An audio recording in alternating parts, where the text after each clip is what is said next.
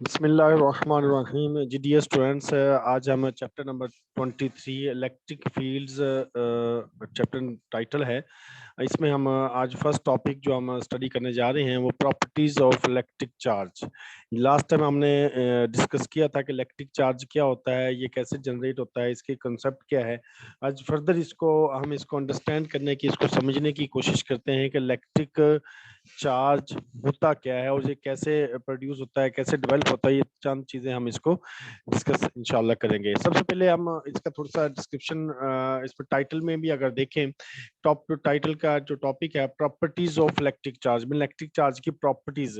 सबसे पहले चार्ज होता क्या है, ये चीजें क्या है, इसको हम डिस्कस करने की कोशिश करते हैं। Number of simple experiment demonstrate the existence of electric force. मैंने कि बहुत सारे नंबर ऑफ एक्सपेरिमेंट है, इसमें भी बहुत सारे एक्सपेरिमेंट हैं।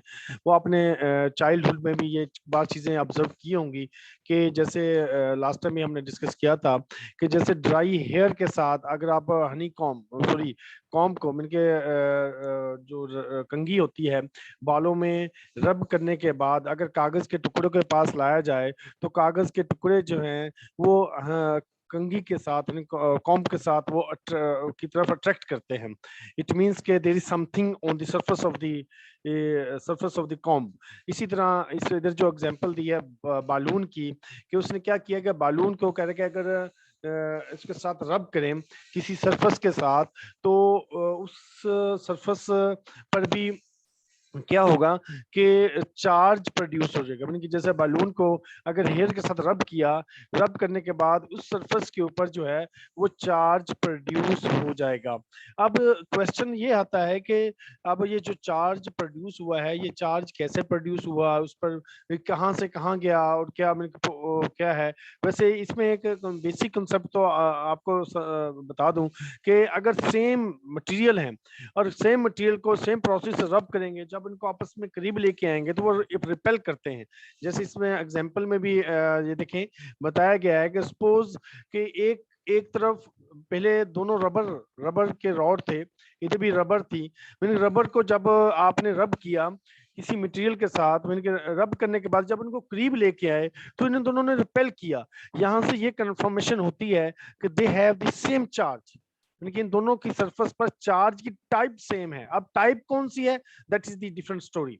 उसके बाद रबर और ग्लास को जब डिफरेंट मटेरियल को रब करके करीब लेके आए तो इन्होंने आपस में अट्रैक्ट किया, तो यहां से इंफॉर्मेशन मिली कि दे हैव डिफरेंट चार्ज, यानी कि इनके चार्ज जो है वो तो डिफरेंट है। अब वो एक पर नेगेटिव चार्ज कह दिया गया, एक को नेगेटिव पॉजिटिव चार्ज कह दिया गया। ये जो कहने जिस साइंटिस्ट ने इसको आइडेंटिफाई किया और इसका नाम सजेस्ट किया कि इसका पॉजिटिव है और नेगेटिव है, उसको उसने बेंजामिन फ्रैंक ने इसको कहा कि ये एक का को पॉजिटिव चार्ज का नाम दे दिया गया, एक का उसने नेगेटिव चार्ज का दे दिया गया। अब इसको समझने से पहले कि चार्ज उसकी सरफेस पर आता क्यों है, देखिए इसको समझने से पहले आपको एटम का स्ट्रक्चर समझना पड़ेगा। एटम अगर आपको प्रीवियस लोअर क्लासेस में भी आपने पढ़ा हो, देखिए एटम अगर सिंपल आप कन्फिगरेशन करें कि एटम के सेंटर में न्यूक्लियस होता है। न्यूक्लियस के अंदर दो पार्टिकल नॉर्मली होते हैं, एक प्रोटॉन होता है और एक जो होता है न्यूट्रॉन होता है। अब प्रोटॉन के ऊपर जो चार्ज होता है, अगर आप देखें प्रोटॉन पर चार्ज होता है वो पॉजिटिव होता है, जब न्यूट्रल पर चार्ज होता है नो चार्ज, मतलब कोई भी चार्ज इस पर नहीं होता, न्यूट्रल होता है। इस पर चार्ज जो होता है वो कोई भी नहीं होता, ये चार्ज जो होता है वो न्यूट्रल होता है। और इसके गिर्द डिफरेंट ऑर्बिट होते हैं, ठीक है, न्यूक्लियस के गिर्द डिफरेंट ऑर्बिट होते हैं और इस ऑर्बिट के इर्द गिर्द जो है इस ऑर्बिट में इलेक्ट्रॉन्स होते हैं, यानी कि इसमें डिफरेंट इलेक्ट्रॉन्स होते हैं। सपोज इधर इलेक्ट्रॉन डिफरेंट इलेक्ट्रॉन्स हैं। और हम सपोज ये करते हैं, ये एक सिंपल मैं अर्ज कर रहा हूँ, ये एक सिंपल एटम का स्ट्रक्चर है जिसको बोहर ने एक मॉडल के जरिए एक्सप्लेन किया कि ये एटम का एक मॉडल है, बोहर मॉडल है। एनी इसके बाद एक क्वांटम मॉडल भी आता है कि क्वांटम मॉडल ने इसको डिफरेंट वे से एक्सप्लेन किया, लेकिन बोहर के मुताबिक ये था कि न्यूक्लियस होता है, न्यूक्लियस के अंदर प्रोटॉन्स होते हैं, न्यूट्रॉन्स होते हैं और भी डिफरेंट चार्जेस हैं, पार्टिकल्स अवेलेबल हैं इस न्यूक्लियस के अंदर। इसके सराउंडिंग में इलेक्ट्रॉन्स होते हैं। अगर हम ये बात करते हैं कि एक एटम जो है, एक अगर हम ये कहते हैं कि एक एटम जो है, सिंगल एटम जो है अगर न्यूट्रल है, न्यूट्रल एटम है, इट मींस कि अगर हम कहते हैं कि ये एटम न्यूट्रल है, न्यूट्रल होने का मतलब यह है कि इसमें प्रोटॉन्स जो पॉजिटिव चार्ज कंटेन करते हैं और इलेक्ट्रॉन जिन पर नेगेटिव चार्ज होता है वो उनकी वो इक्वल है, उनके number of protons is equal to number of electrons. It means ये इन पर हम कहते हैं कि ये एक न्यूट्रल एटम है। न्यूट्रल एटम की डिफाइन ये किया जाता है कि इसमें नंबर ऑफ प्रोटॉन्स और नंबर ऑफ इलेक्ट्रॉन्स जो हैं वो सेम होते हैं। और इसमें आप देखें कि जो अब ये प्रोटॉन जो है, आपको पता है कि ये इलेक्ट्रोस्टैटिक फोर्स लगाता है इलेक्ट्रॉन के ऊपर।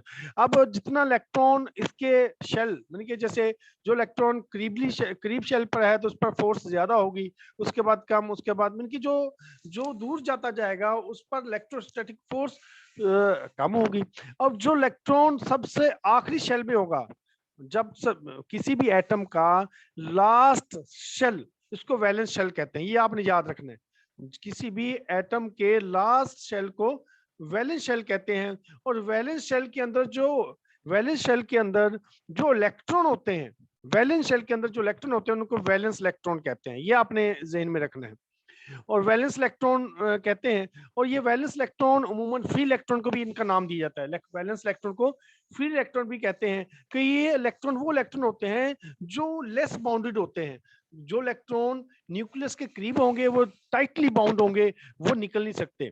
देखिए इलेक्ट्रॉन को अगर आपने उसके ऑर्बिट से निकालना है, they need some energy, you need some energy to kick out the electron from the orbit. लेकिन इधर जो है यही वजह है कि जो इलेक्ट्रॉन आउटर शेल में होते हैं, वैलेंस इलेक्ट्रॉन में होते हैं, वो क्या होता है जब किसी सरफेस को, जैसे उसने इधर आप देखें कि इधर हम एग्जांपल ले रहे थे, जब उसको ग्लास रबर को इसको रब किया, जैसे इसने कहा कि जब रबर को रब किया मटेरियल के साथ, सिल्क के साथ, जब रबर को रब किया सिल्क के साथ, तो उस वक्त क्या बिहेवियर था, जब रबर को रब किसी और मटेरियल से किया तो उस वक्त बिहेवियर क्या था। तो अब इसमें यही लिखा हुआ है कि रबर को जब रब किया सिल्क के साथ तो उस पर क्या आ गए, उस पर चार्जेस जनरेट हुए।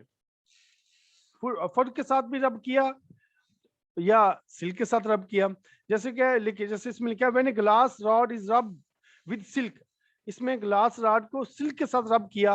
रब करने से क्या होगा, ग्लास से इलेक्ट्रॉन जो है वो सिल्क में ट्रांसफर हो गए और ग्लास के ऊपर कौन सा चार्ज आ गया, पॉजिटिव आ गया। अब क्या हो गया कि इसमें ये हो गया, ग्लास की सरफेस पर जो लूजली बाउंड इलेक्ट्रॉन थे जब रब किया तो उनके पास इतनी एनर्जी आ गई कि वो अपनी सरफेस को छोड़कर उस सिल्क में ट्रांसफर हो गए और पीछे इलेक्ट्रॉन की डेफिशिएंसी होगी, इलेक्ट्रॉन की कमी होगी। जब इलेक्ट्रॉन की डेफिशिएंसी हुई तो हम इस डेफिशिएंसी को ही कहते हैं कि उस पर पॉजिटिव चार्ज आ गया।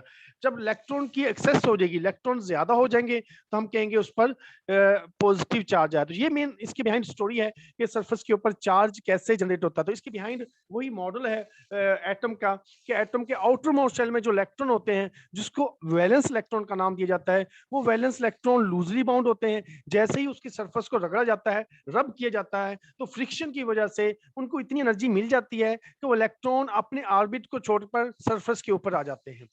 ठीक है, सरफेस के ऊपर आने की वजह से हम कहते हैं कि इस पर नेगेटिव चार्ज आ गया, जिस पर या उधर से उधर आ गए तो हम कहते हैं इस पर अगर वो मूव करके इलेक्ट्रॉन अगर शिफ्ट करके इलेक्ट्रॉन उसके सरफेस को छोड़ गए तो हम कहते हैं कि पीछे पॉजिटिव चार्ज उस पर ज्यादा हो गया। और या अगर आप आगे ज्यादा आगे तो हम कहते हैं इसको, इसके ऊपर नेगेटिव चार्ज आ गया। तो यही इसमें ये चीज कंसेप्ट लिखा हुआ है कि इलेक्ट्रिफाइड का होने का मतलब है कि इसके ऊपर कोई ना कोई चार्ज डेवलप हो गया, यानी इसके ऊपर कोई चार्ज डेवलप हो गया। अब इसमें पहली प्रॉपर्टी ये होगी कि ये इलेक्ट्रो सेम चार्जेस जो है एक दूसरे को रिपेल करते हैं, ऑपोजिट चार्जेस जो है एक दूसरे को अट्रैक्ट करते हैं। और एक का नाम पॉजिटिव कह दिया और एक का नाम नेगेटिव कह दिया। ये भी अब डिफाइन किया गया है कि कौन सा मटेरियल जो है वो लेस बाउंड है, वो कौन सा टाइटली बाउंड है। तो वो एक डिफरेंट स्टोरी है, वो हम इसको लेटर ऑन टाइम मिला तो हम इसको डिस्कस करेंगे। नेक्स्ट इसमें ये सारी स्टोरीज उसमें वही चीजें एक्सप्लेन की गई है। और सेकंड पॉइंट ये है, जैसे हम कहते हैं कि मास कंजर्व्ड है, जैसे हम कहते हैं कि एनर्जी कंजर्व्ड है, इसी तरह electric charge is always conserved. ये भी एक फंडामेंटल रूल इसमें डेवलप हुआ कि इलेक्ट्रिक चार्ज भी हमेशा कंजर्व्ड होता है। इसका मतलब है कि जैसे हमने पढ़ी थी ना लोअर क्लासेस में मैटर मास की, matter can not be created, can not be destroyed but can be change from one form to another form. इसी तरह इलेक्ट्रिक चार्ज ना जनरेट किया जा सकता है, ना पैदा किया जा सकता है, ना डिस्ट्रॉय किया जा सकता है, but it can change from one form to another form. लेकिन टोटल इलेक्ट्रिक चार्ज हमेशा क्या होगा, वो कंजर्व्ड रहेगा।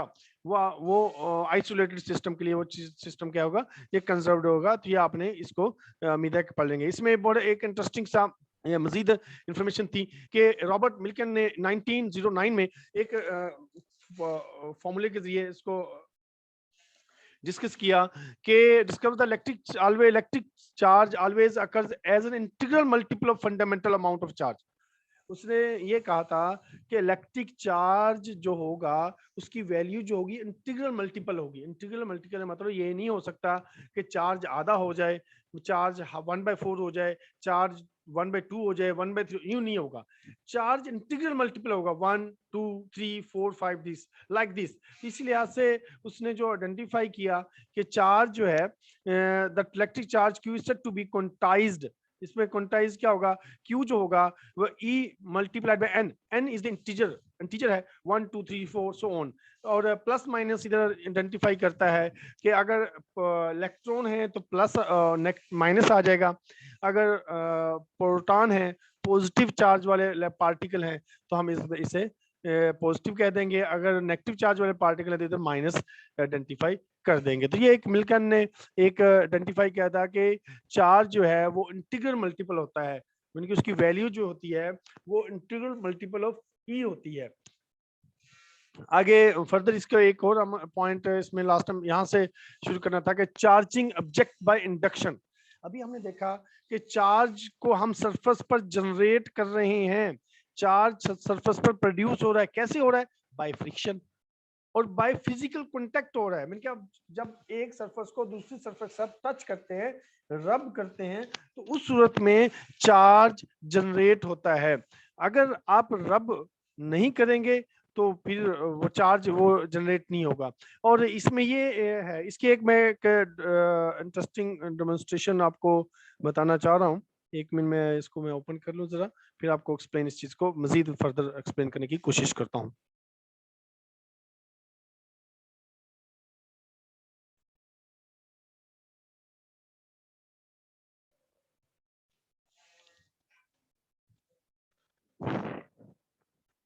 तो इसमें यही हम बात कर रहे हैं कि चार्ज जो है वो रब करने के बाद ही जनरेट होता है। लेकिन एक सेकंड मेथड जो हम पढ़ने जा रहे हैं कि भाई इंडक्शन सरफेस के ऊपर पॉजिटिव चार्ज या नेगेटिव चार्ज भी तो जैसे इसमें अब इसमें जैसे बात भी, it is convenient to classify material in terms of ability of electron to move through electrical material. अब देखिए इलेक्ट्रिकल कंडक्टर जो होता है, इलेक्ट्रिकल कंडक्टर जिसमें फ्री इलेक्ट्रॉन ज्यादा होते हैं, याद रखें कि कंडक्टर के अंदर फ्री इलेक्ट्रॉन ज्यादा होते हैं। और material in which the some of the electrons are free electrons that are not bound to atom can move relatively freely throughout the material। जैसे कॉपर हो गया, सिल्वर हो गया, इस तरह के जो मटेरियल होते हैं इसमें फ्री इलेक्ट्रॉन होते हैं, ये इजीली मूव कर सकते हैं। जबकि इलेक्ट्रिकल इंसुलेटर जो होते हैं उनमें इलेक्ट्रॉन जो होते हैं वो फ्री नहीं होते, वो बाउंड होते हैं। इलेक्ट्रॉन इजीली फ्री नहीं हो सकते, वो उसमें बाउंड होते हैं। तो ये बेसिकली दो बेसिक टाइप होती हैं कि इसमें एक और दूसरी, इसमें एक तो हमने बात की कि कंडक्टर क्या होता है, कंडक्टर में फ्री इलेक्ट्रॉन्स होते हैं, इंसुलेटर में क्या होता है, इलेक्ट्रॉन जो होते हैं बाउंड होते हैं। जबकि एक और मटेरियल है जिसको हम सेमीकंडक्टर का नाम देते हैं। सेमीकंडक्टर क्या होते हैं कि ऐसे मटेरियल होते हैं जो ड्यूल प्रॉपर्टी रखते हैं, मतलब वो समहाउ इंसुलेटर भी बन जाते हैं, समहाउ वो कंडक्टर भी बिहेव करते हैं। जैसे third class of material, their electrical properties are somewhere between those of insulator and conductor, मतलब वो इंसुलेटर और कंडक्टर के बिटवीन होते हैं। जैसे सिलिकॉन हो गया इसकी एग्जांपल, और जर्मेनियम हो गया, well known example of semiconductor commonly used in fabrication of variety of electronic chips. जितनी भी इलेक्ट्रॉनिक चिप्स बनती हैं, जितने भी आईसीज बनते हैं, डायोड बनते हैं, जितने भी डिजिटल डिवाइसेस बनती हैं, उसके बिहाइंड जो आईसीज होते हैं वो सिलिकॉन पर ही बेस कर रहे होते हैं, ये जर्मेनियम पर। सिलिकॉन या जर्मेनियम ये दो ऐसे मटेरियल हैं, ऐसे सेमीकंडक्टर हैं जिनको डॉप करके डिफरेंट टेक्निक लगाकर इसके अंदर इसको एज ए इंसुलेटर भी यूज कर लिया जाता है, एज ए कंडक्टर भी यूज कर सकते हैं। इट मींस के सेमीकंडक्टर एक ऐसा मटेरियल है जिसको हम अपनी मर्जी से इसको यूज करके अपनी मर्जी से इलेक्ट्रॉन को काबू में कर सकते हैं। यूं समझ लें, अगर दूसरे लफ्ज में यूं कह दूं कि सेमीकंडक्टर मटेरियल के जरिए हम इलेक्ट्रॉन के ऊपर कंट्रोल कर सकते हैं, इलेक्ट्रॉन को काबू कर सकते हैं। जैसे आप देखें कंडक्टर जैसे कॉपर है, कॉपर में इलेक्ट्रॉन के फ्लो को कंट्रोल नहीं कर सकते आप, कि आप चाहे थोड़ा इलेक्ट्रॉन करंट गुजरे ज्यादा, वो जितने इलेक्ट्रॉन उसमें वो फ्लो करेंगे। लेकिन सेमीकंडक्टर के जरिए उसको डिफरेंट टेक्निक्स के जरिए, उसको डिफरेंट मेथड्स के जरिए हम करंट को कंट्रोल कर सकते हैं, कम ज्यादा कर सकते हैं। इसी ही करंट को जब कंट्रोल किया तो रेवोल्यूशन पैदा हुई। ये एक डिजिटल इलेक्ट्रॉनिक्स या डिजिटल डिवाइसेस प्रोडक्ट हुई और एक डिजिटल लाइफ जनरेट हो गई। ये एक इसमें था। तो इसमें मजीद मैं इसको थोड़ा सा एक्सप्लेन करना चाह रहा हूँ कि इसके डिफरेंट टाइप्स थे। अगर आप देखें, अभी हमने बात की कि बेसिकली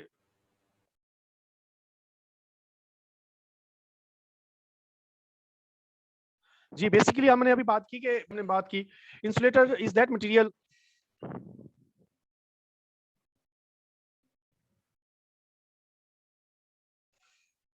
देखिए insulator is a material that does not conduct electrical current under normal condition में। नॉर्मल कंडीशन के लिहाज से वो करंट को कंडक्ट नहीं करता। जैसे इसकी एग्जांपल है इंसुलेटर है, रबर है, प्लास्टिक है, ग्लास है, माइका है और quartz.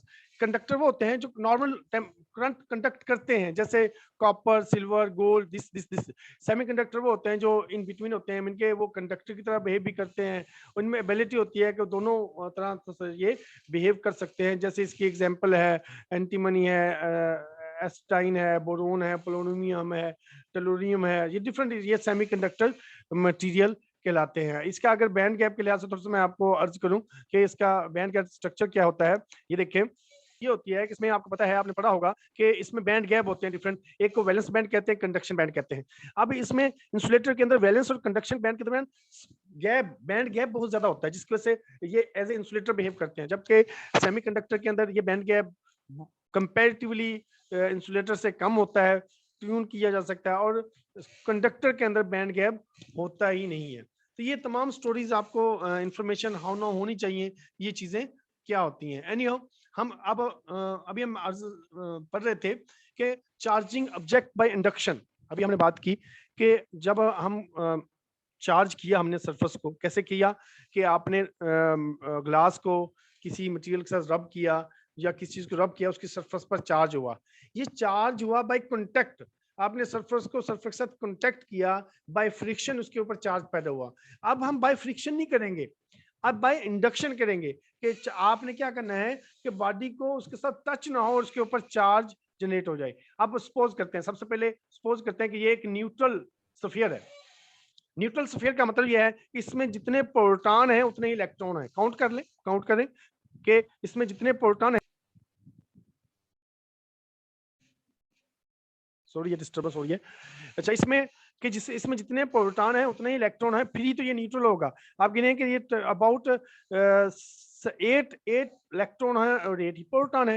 It means it act as a neutral. अब क्या किया कि आपने एक ऐसा रॉड इसके करीब लेके आए, एक ऐसा रॉड इसके करीब लेके आए जिस पर आपने चार्ज जो था उसके ऊपर नेगेटिव चार्ज था। जब डेफिनेट पता, जब नेगेटिव चार्ज इसके करीब आएगा तो जो इसके अंदर इलेक्ट्रॉन होंगे वो रिपेल होंगे।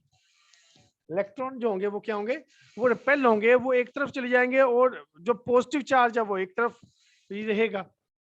तो अब हम कह सकते हैं कि इधर स्फीयर जो है दो पार्ट में डिवाइड हो गया, एक तरफ पॉजिटिव चार्ज हो गया, एक तरफ नेगेटिव चार्ज हो गया। मीनिंग कि इस तरफ पॉजिटिव आ गया और इस तरफ क्या हो गया, नेगेटिव चार्ज हो गया। तो ये एक डिवीजन होगी। ये डिवीजन किसकी वजह से हुई कि इलेक्ट्रॉन की वजह से इधर रिपल्शन फोर्स लगी, कि इलेक्ट्रॉन ने इलेक्ट्रॉन को रिपेल किया। और पॉजिटिव चार्ज, आपको पता है कि करंट जो फ्लो होता है, हम वैसे कहते हैं कि इलेक्ट्रॉन करंट जो फ्लो होता है वो पॉजिटिव चार्जेस की वजह से होता है, लेते हैं। लेकिन इलेक्ट्रॉन करंट जो फ्लो होता है वो इलेक्ट्रॉन की वजह से होता है। वो पॉजिटिव चार्जेस होते हैं वो मूव नहीं करते, वो अपनी जगह वो स्टेबल ही रहते हैं। अच्छा, अब इसमें उसने जो नेक्स्ट जो टैक्टिक्स लगाया, अब इसको क्या टैक्टिक्स क्यों लगाया कि हम चाहते हैं कि इसकी सरफेस पर चार्ज परमानेंटली नेगेटिव या पॉजिटिव आ जाए। अब क्या किया, इसको ग्राउंड कर दिया। इसको जब ग्राउंड किया, ये ग्राउंड का साइन है, जब ग्राउंड किया तो ये इधर से जो इलेक्ट्रॉन थे वो इस वायर के जरिए ग्राउंड हो गए। जब इलेक्ट्रॉन वायर के जरिए ग्राउंड हुए तो क्या हुआ कि इलेक्ट्रॉन की डेफिशिएंसी होगी, इलेक्ट्रॉन की डेफिशिएंसी होगी और पॉजिटिव चार्ज ज्यादा हो गए। तो जब पॉजिटिव चार्ज ज्यादा हो गए तो हमने क्या किया, हमने कह दिया कि ये एक पॉजिटिव, मीन कि इसके सरफेस के ऊपर पॉजिटिव चार्ज आ गए। ये अब ये जो इसकी सरफेस पर जो पॉजिटिव चार्ज प्रोड्यूस हुआ है, ये बाय टचिंग नहीं हुआ, बाय इंडक्शन हुआ है। आपने अब जो पॉजिटिव इलेक्ट्रोड था, जो रॉड था, वो उसके साथ टच नहीं किया, लेकिन एक दूसरे इंडक्शन मेथड से हमने इसकी सरफेस के ऊपर पॉजिटिव चार्ज डेवलप कर दिया। इसी तरह आप अगर नेगेटिव की बात करना चाहें तो इस तरह नेगेटिव चार्ज भी इसके ऊपर डेवलप हो सकता है। वो क्या होगा कि जब आप पॉजिटिव इलेक्ट्रोड करीब लेके आएंगे तो पॉजिटिव चार्जेस जो हैं, जैसे इसकी मैं एग्जांपल आपको देने की कोशिश करता हूं। सपोज अब नेगेटिव चार्ज कैसे जनरेट होगा वो मैं आपको अर्ज करता हूं।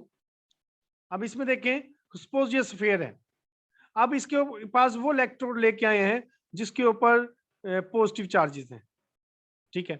अब इसके अंदर सिचुएशन ये थी कि जितने पॉजिटिव थे उतने ही, सपोज यूं सिचुएशन मैं इसको थोड़ा सा मजीद एक्सप्लेन कर दूं कि इधर पॉजिटिव हो गए, नेगेटिव नेगेटिव नेगेटिव, और इधर पॉजिटिव पॉजिटिव पॉजिटिव पॉजिटिव, ठीक है। अब ये एक हमने जब इसके पास मैं पॉजिटिव चार्ज लेके आया तो क्या हुआ कि नेगेटिव चार्ज इसकी तरफ अट्रैक्ट हो गए और पॉजिटिव चार्ज साइड में हो गए। अब हम चाहते हैं कि ये सफेयर जो है वो क्या हो, इलेक्ट्रिकली चार्ज हो जाए, नेगेटिव चार्ज हो जाए। अब कैसे होगा, वही तरीका है कि इसको आप अर्थ ग्राउंड कर दें। ग्राउंड जब किया तो पहले क्या हुआ था, इलेक्ट्रॉन इधर थे तो वो इलेक्ट्रॉन ग्राउंड में चले जाए। अब क्या है कि ये हाई पोटेंशियल पर है, ये लो पोटेंशियल पर है, तो अब इलेक्ट्रॉन इधर से मूव करते हुए इसके अंदर इंटर हो जाएंगे। देखिए इसका मतलब ये है कि इसमें से कुछ इलेक्ट्रॉन इसमें आ जाएंगे। जब इलेक्ट्रॉन आएंगे तो ग्राउंड को बेशक रिमूव कर दें, तो अब इस केस में क्या होगा, इस पर नेगेटिव चार्ज बढ़ जाएगा। तो अब हम कहेंगे कि इस पर नेगेटिवली चार्ज आ गया। तो ये इसका एक है कि इस पर हम बाय इंडक्शन मेथड इस पर नेगेटिव चार्ज कैसे डेवलप कर सकते हैं। तो उधर उसने पॉजिटिव चार्ज की एग्जांपल दी थी, इधर मैं आपको नेगेटिव चार्ज की एग्जांपल से एक्सप्लेन करने की कोशिश की कि आप इजीली आपको इस चीज का अंडरस्टैंड चीजें हो जाए। तो यही चीजें इसमें सारी जो मैंने आपको अर्ज की हैं, ये सारी स्टोरीज किसी ना किसी सेंस में इसमें पढ़ लेना है। ये वही जो मैंने आपको बड़ी थॉरली इसको एक्सप्लेन करने की कोशिश की है। जब आप इस स्टोरीज को पढ़ेंगे, कंसेप्चुअली पढ़ेंगे, तो वो चीजें वही चीजें जो मैंने आपको बयान कर रहा हूँ, वही चीजें इसमें किसी ना किसी सेंस में होंगी। तो ये आपने अपनी वर्डिंग में इसको कंसेप्चुअली स्टडी करना है, तो आई होप ये चीजें आपको समझ आ जाएंगी। अच्छा, नेक्स्ट जो टॉपिक आज हम पढ़ेंगे जो वो है कूलम्ब्स लॉ के बारे में। कूलम्ब्स लॉ क्या है, इसको हम ये आपने लोअर क्लासेस में भी पढ़ा होगा, मैट्रिक में भी। कूलम्ब्स लॉ क्या है, एक साइंटिस्ट नेम है चार्ल्स कूलम्ब्स, उसने एक एक्सपेरिमेंट के जरिए प्रूव किया कि देयर इज सम कि एक दो चार्जेस के दरमियान कोई फोर्स होती है, यानी कि जब दो चार्जेस को करीब लेके आएंगे उनके दरमियान जो फोर्स होगी उसको इलेक्ट्रोस्टैटिक फोर्स कहते हैं, ये उसके ऊपर अप्लाई होती है। उसने मैथमेटिकली भी उसको कैलकुलेट किया, बाय एक्सपेरिमेंटली भी उसने कैलकुलेट किया। ये देखें कि ये एक कॉलम बैलेंस कहलाता है, ये एक कॉलम्स बैलेंस कहलाता है। उसने क्या किया कि उसने एक टॉर्शन जो एस्टेब्लिश किया, एक एक्सपेरिमेंट के एक बॉल के साथ उसने थ्रेड के जरिए इसने सस्पेंड किया, एक चार्ज को ए कह दिया, एक चार्ज को बी कह दिया। जैसे इसमें थोड़ा सा मैं आपको रिव्यू करवा देता हूं कि operating principle of torsion balance, इसको कह दिया टॉर्शन बैलेंस। ये वाला जो सस्पेंड हुआ है इसको टॉर्शन इसलिए कहा कि ये रोटेट कर सकता है। अब क्या किया कि ये रॉड जो है ये इसके साथ थ्रेड के साथ सस्पेंशन में है। अब कह रहे हैं कि जब ये दो पार्टिकल हैं, अब पार्टिकल है, डेफिनेट बात है कोई ना कोई चार्ज होगा। अगर चार्ज पॉजिटिव है या नेगेटिव है, सेम चार्ज है या ऑपोजिट चार्ज है, सेम चार्ज होगा तो वो आपस में रिपेल करेंगे। अब ऑपोजिट चार्ज होगा तो आपस में क्या करेंगे, अट्रैक्ट करेंगे। अब देखें जैसे ये रिपेल करेंगे, ये अट्रैक्ट करेंगे, तो ये पेंडुलम जो होगा ये जो है वो रोटेट करेगा, ये रोटेट करेगा। अब इसकी रोटेशन की मदद से उसने इसका रिलेशन ड्राइव किया। ये देखें इसने वही चीज एक्सप्लेन की है कि the electric force between charge A and B cause the sphere to either attract or repel. The resulting motion cause the suspended suspended fiber to twist because the restoring torque of the twisted fiber is proportional to the angle through which the fiber rotate. उसने कहा कि restoring torque जो होता है twisted fibre का वो proportion है किसके एंगल के, मीन के जो तार जो फाइबर रोटेट किया है वो उसके प्रोपोर्शन है, मीन के जितनी फोर्स ज्यादा होगी उतनी रोटेशन ज्यादा होगी, उतना एंगल रोटेशन भी ज्यादा होगा, जितनी फोर्स कम होगी उतना एंगल रोटेशन भी कम होगा। तो ये एक्सपेरिमेंटली उसने प्रूव किया और इसने सपोज कर लिया कि ये जो चार्ज है ये एज ए पॉइंट चार्ज है और कंपेयर टू ग्रेविटेशनल फोर्स जो है वो बहुत ज्यादा है इसकी फोर्स, तो इसलिए उसने क्या किया ग्रेविटेशनल फोर्स जो है उसको नेग्लेक्ट कर दिया। तो कोलम्स लॉ के मुताबिक क्या हुआ, इसका रिलेशन जो उसने ड्राइव किया एफ इज इक्वल टू के ई Q1 Q2 over r square. ये आपने लोअर क्लास में पढ़ा होगा, इसमें ये रिलेशन बनती है कि force is directly proportional to product of charges between charges, ठीक है। तो यही वही रिलेशन है, जब इनको कंबाइन करेंगे force is inversely proportional to Q1 Q2 over r square. जब प्रोपोर्शनल करेंगे तो इधर कांस्टेंट आएगा जिसको के कहा, इसको कॉलम्स कांस्टेंट कहेंगे Q1 Q2 over r square. तो ये वही एग्जैक्ट मॉडिफिकेशन जो है इसने इधर यूज किया, तो आप इसको देख सकते हैं। इसको मजीद मैं एक्सप्लेन करने की कोशिश करता हूं कि अब इसमें देखिए वे के इज द कांस्टेंट, के क्या कॉलम कांस्टेंट है और coulombs was able to show that the value of exponent of r is square. इसने कहा कि ये भी प्रूव किया कि आर जो है ये आर स्क्वायर है within the uncertainty of few percentage. Modern experiment have shown the experiment is to within the uncertainty of a few parts of 10 की 16 के फ्यू पार्ट्स ऑफ 10 की 16 में इसकी जो वेरिएशन है कि ये जो रिलेशन मैंने अभी आपको बताया है कि फोर्स जो है inversely proportional to square of the distance है, ये फ्यू ऑफ डिस्टेंस में 10 की पार्ट्स में ये वैलिड है। उसने एक्सपेरिमेंटली इसको प्रूव किया। आगे मजीद इसका कॉलम्स के value of column of constant की वैल्यू कैलकुलेट करने की कोशिश की। ऐसा unit of column charge, column के जो चार्ज की यूनिट कॉलम कहा गया, कॉलम कांस्टेंट के ऐसे यूनिट जो बने k is equal to 8.987610 newton metre square पर कॉलम स्क्वायर, और इसका जो फॉर्मूला है k is equal to 1/4 pi epsilon naught. Pi जो है कांस्टेंट है, एप्सिलॉन जो है ये ग्रीक एप्सिलॉन है, उसको परमिटिविटी ऑफ फ्री स्पेस कहा गया है। परमिटिविटी ऑफ फ्री स्पेस, इसकी वैल्यू भी कांस्टेंट होती है। ये आप इसमें जब वैल्यू पुट करेंगे, और ई क्या है चार्ज है, अगर पॉजिटिव होगा तो प्लस आ जाएगा, नेगेटिव होगा तो माइनस होगा। दोनों चार्जेस की वैल्यू सेम है लेकिन ये ऑपोजिट है। तो इस लिहाज से करके एक coulomb charge is approximately equal to 6.24 10 की 18 इलेक्ट्रॉन्स और प्रोटॉन।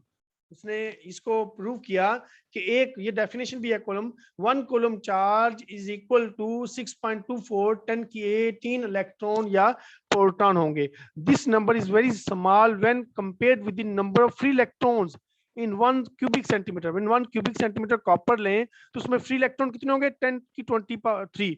इससे कंपेयर किया जाए तो ये बहुत कम क्वांटिटी है।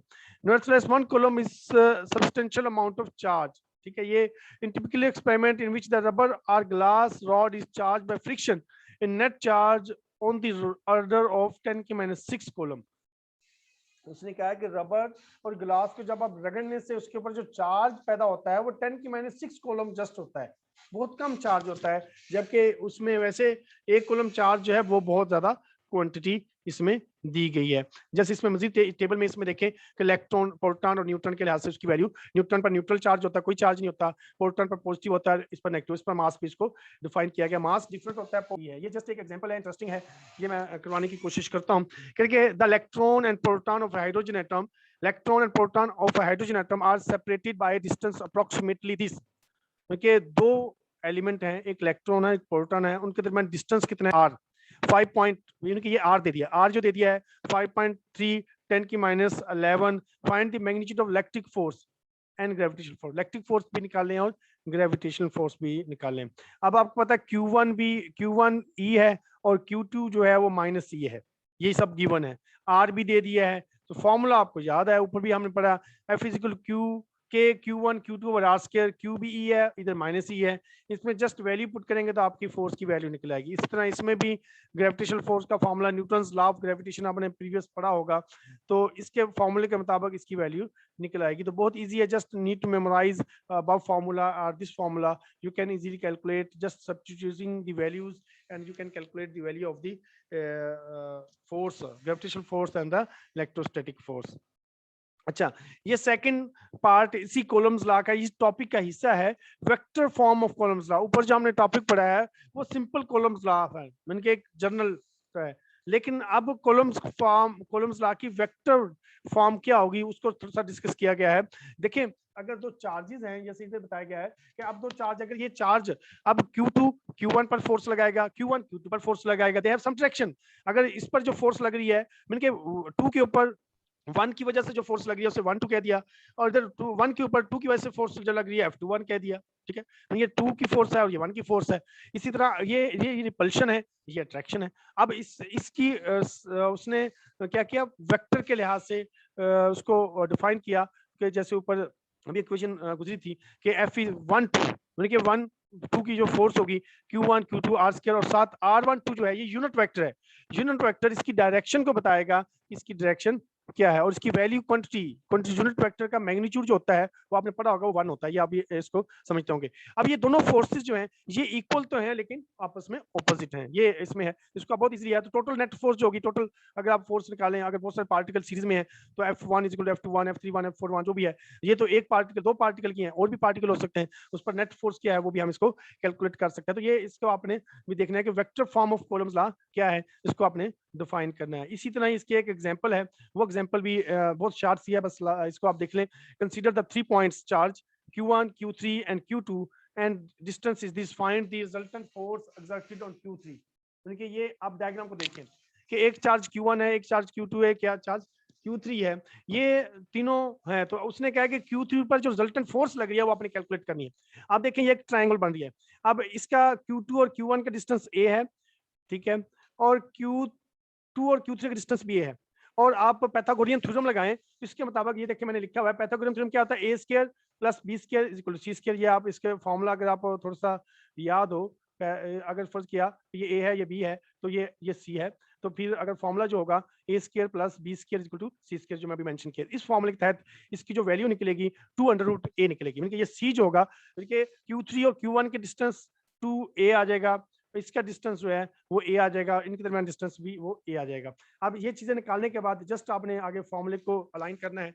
ये चीजें अगर आपको समझ आ गई तो ये तमाम चीजें आपको इजीली निकलेंगी। सबसे पहले जो F23 फोर्स निकाली उसका फॉर्मूला सब कुछ गिवन है, F13 निकाली उसकी वैल्यू निकाल के पुट कर दी, ठीक है। अब इसके कंपोनेंट देखिए ना, अगर आप एक फोर्स लग रही है उसके डिफरेंट कंपोनेंट होते हैं। देखिए अगर F है तो इसका equal to F cos theta आपने पढ़ा होगा, और Fy equal to F sin theta होगा। इस फॉर्मूला को यूज करते हुए ये चीजें आपने कैलकुलेट करनी है कि जैसे F13 जो होगा, F13 cos 45 एंगल, इनके दरमियान 45, क्योंकि ट्रायंगल जो बनी है, ये जो ट्रायंगल है इनके दरमियान एंगल जो होता है वो 45 होगा, ये 90 90 और ये 45 हो गए।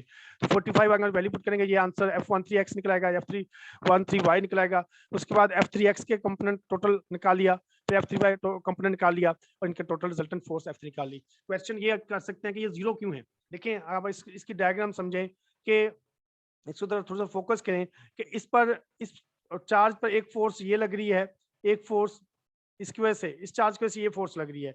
अब इस चार्ज की वजह से एक फोर्स ये लग रही है, एक फोर्स ये जो अट्रैक्शन होगी ये फोर्स लग रही है। अब इधर जो फोर्स, मैंने अगर इसको रिजॉल्व करें, इधर Fx है, इधर सॉरी इधर